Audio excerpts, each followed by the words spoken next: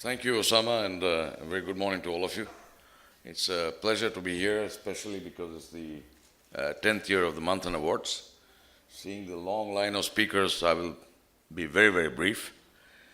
In fact, just to begin with, I would say that I would correct Osama. I do not head the Information Society Division anymore. It's called the Knowledge Societies Division. And for all of you who have perhaps followed the World Summit on the Information Society, which began in 2003 in Geneva and was followed up by a second summit in 2005, I think there were excellent and really momentous occasions where the entire world's leadership, the private sector and civil society came together to discuss the constitution, the fundamentals, the principles which should guide the formation of information societies. And I think I would like to congratulate Osama, the Digital Empowerment Foundation, and the Manthan Awards, because they are a living proof that many concrete things came out of the information society. It was not just a talk shop, as many conferences are. And so that way, it's remarkable to see that it's at the 10th year of the awards.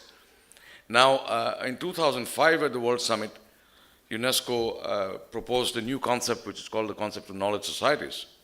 And the idea was that the emphasis shouldn't be so much on information rather than knowledge.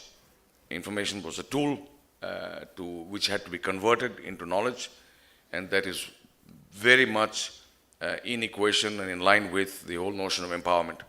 How do you take the tools you have, the information you have, the data you have, and turn it in your favor to push your livelihood further and make your lives richer.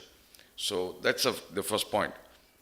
Now, I think the knowledge societies concept that UNESCO has proposed is extremely interesting and very important even for these awards, because the concept is based on 4 pillars.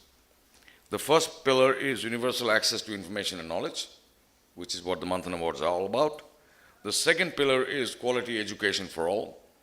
The third pillar is linguistic and cultural diversity, and India is a remarkable case in point.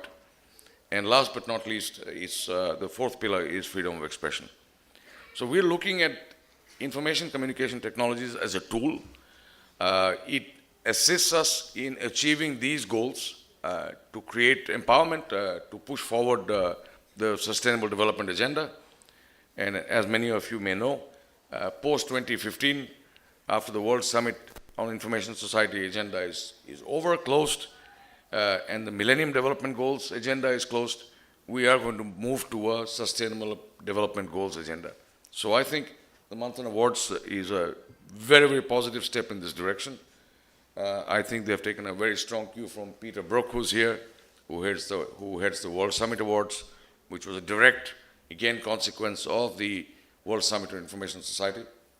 I wish you all good luck. I think there are people here who have done remarkable things with these technologies, and we should continue to prove, to test, to try. But I think what is most important, as far as UNESCO is concerned, as far as I'm concerned, is how do you take these applications and these tools to the largest amount of people, to the people who are most deprived. And this shouldn't be just a select group of people who have access to these tools and these services. And I think that will be the challenge of the future. Thank you.